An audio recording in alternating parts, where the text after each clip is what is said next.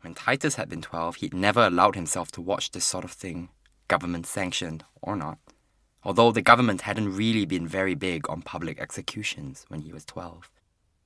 "Next station, Geylang Baru," said the man's voice. It lingered in the air, stale and rank, unpleasant.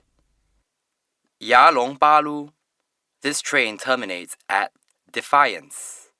Titus looked up at the display, at the man being shredded alive and fed to pigs and cattle, and thought of Akash.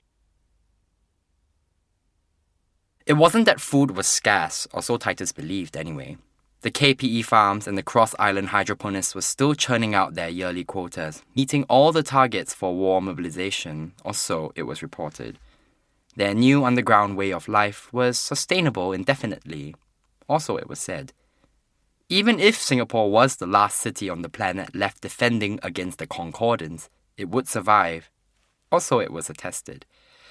There were still other cities, or so it was whispered, with just the barest pinprick of doubt. But this last rumour Titus knew to be true. Like all post-Concordance SAF officers, he trained alongside the Pyongyang cadre. No, Titus, like many people, knew that pulverizing criminals into livestock fodder live on state media every first Friday of the month was more about the fear it nurtured than the food it generated. A good fear, a healthy fear, a fear that kept them all in line. He dreamt about it sometimes, what it might feel like if he were ever caught, if Akash was ever caught. The pain, sharp and white-hot, relentless, the scratching of the blades that instantaneously became an incising, a ripping, a tearing apart of your entire universe till you were nothing more than bloody grains of sand, red and white, ready for the feedlot.